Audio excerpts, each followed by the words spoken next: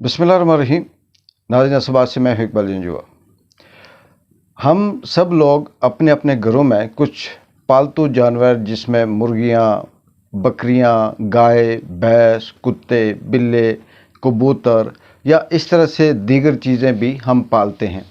और जब हम अपने वो पालतू जानवर घर में रखते हैं, उनका ताल्लुक़ किसी भी नस्ल से हो, हम उन्हें ख़्याल रखते हैं, उन्हें चीज़ें देते हैं, उनकी खुराक पूरी करते हैं और उनको हमेशा लाड से रखते हैं। हर चीज़ से हम उन्हें बचाते हैं।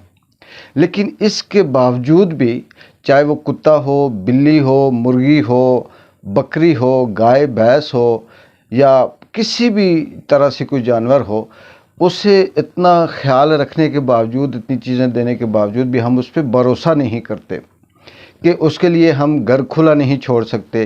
कुत्ता है तो किचन खुला नहीं छोड़ते, बकरी है या कुछ और इस तरह से है, मुर्गियां हैं, कबूतर हैं, तो फिर भी हम उनके लिए दाने संभाल के रखते हैं। क्यों?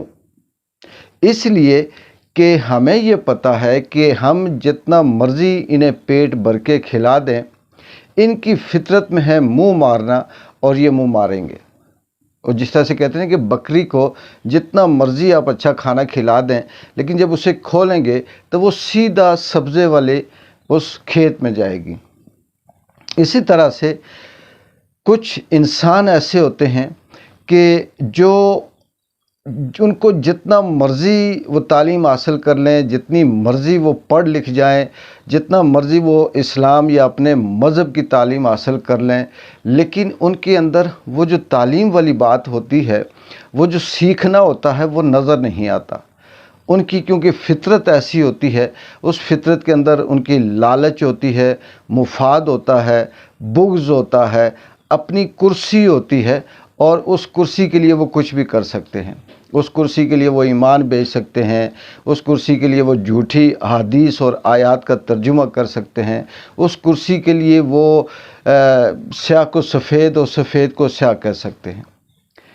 अब आजकल हमारा जो सियासी पाकिस्तान के अंदर निज़ाम चल रहा है, इसके अंदर तो ये खेल चूहे बिल्ली का कह लें, शतरंज का कह लें, ये लगा हुआ है। छोटी छोटी सियासी जमातें बनाकर ताकतवरों ने रख दी और उनको बवक्ते ज़रूरत इस्तेमाल के तौर पर अपने मुफाद के लिए इस्तेमाल किया जाता है। कभी MQM हो गई, कभी जमात इस्लामी हो गई, कोई काफ लीग हो गई, नून लीग हो गई, बे लीग हो गई, से लीग हो गई, JUI हो गई। ये सारी वो जमातें हैं जिनको इस्तेमाल किया जाता है। लेकिन बाद दफ़ा कहते हैं कि नकारा चीज़ भी कहीं ना कहीं किसी ऐसी जगह पे ज़रूरत पड़ जाती है कि वो फंस जाती है और फिर वो बड़ी उछल उछल के ये कहती है कि मेरी बहुत अहमियत है। आजकल जिस तरह से पाकिस्तान का जो सियासी ढांचा है, फार्म 47 का, रजीम चेंज के मुसल्लत का, उसके अंदर बड़ा अजीब व गरीब किस्म का खेल जारी है। जो इस वक्त रजीम चेंज के मुसल्लत शुदा टोले हैं, इनको कुछ अक्सरियत चाहिए, जिस अक्सरियत को हासिल करके ये पार्लियामेंट के अंदर से 2-3 तरह के मज़ीद जो तरमीम हैं कवानीन को पास करवाएं। एक वो सारे के सारे जो इनके अपने मुफाद में हों, जैसे नैब का किया, बाकी अदालतों का किया, सोमोटो का किया, जजेस तब्दील किए, जजेस के ट्रांसफ़र के आर्डर पे बात हो रही है। अब इनके लिए एक्सटेंशन लगी हुई है। ये सोचते हैं कि काजी को किसी न किसी तरह से उसकी मुलाज़मत मुद्दत को बढ़ाकर ऐसा कानून पेश किया जाए कि वो मज़ीद आगे जारी रखे और हम फिर नाचते रहें और अंधेर नगरी चौपट राज करते रहें। इसी तरह से आर्मी के अंदर, एस्टेब्लिशमेंट के अंदर उनकी भी जो इनके मुफाद में हैं, उनकी एक्सटेंशनें करते रहें और फिर बाद में हम मौजे करते रहें। बाद में देखेंगे, किसने देखा, भाग जाएंगे यहाँ से कहीं ना कहीं।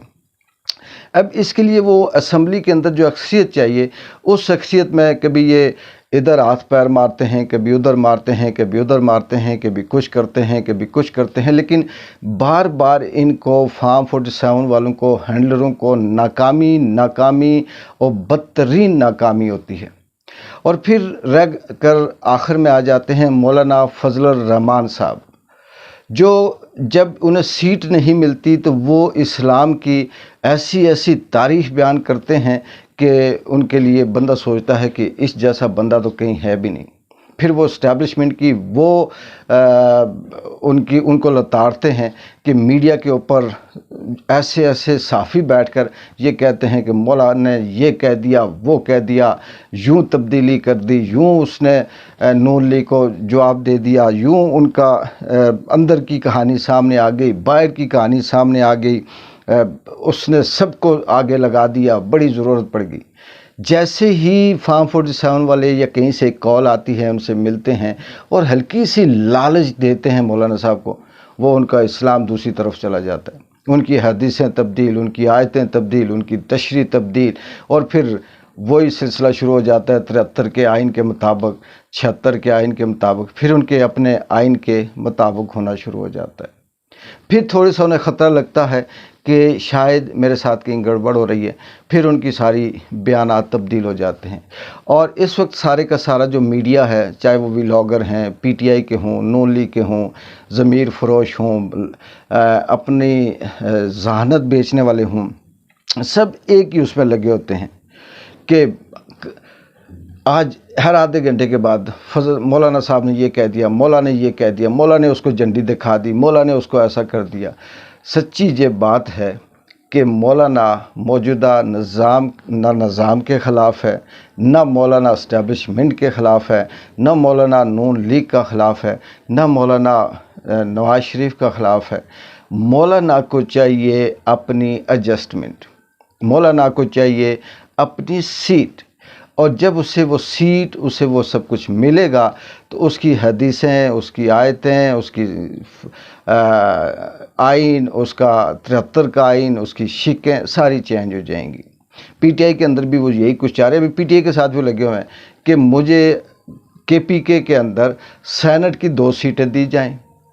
اگر آپ مجھے 2 سیٹیں نہیں دیتے تو میں اسمبلی میں جو ووٹ ہے وہ فارم 47 والوں کو دے دوں گا. اور یہاں پر مولانا یہ سوچتے ہوں گے کہ میں بہت قیمتی ہوں کیونکہ میری ضرورت دونوں کو ہے، یا تو میں کے پی کے سے 2 سیٹیں لے لوں گا سینٹ کی، یا پھر میں شہباز مسخرے کو ووٹ دے کر تو اسمبلی میں اکثریت کر کے بل پاس کروا دوں گا. لیکن مولانا صاحب ساری حدیثیں، ساری آیتیں آپ کی کرسی اور آپ کے مفاد کے گرد گھومتی ہیں. کیا حق اور سچ کے گرد کوئی حدیث نہیں ہے؟ کیا حق اور حلال اور حرام کے درمیان کوئی حدیث نہیں ہے؟ کیا اس نظام کو اصل طرح سمجھنے کے لیے کوئی حدیث نہیں ہے؟ ساری آیتیں آپ کی اپنی ہیں.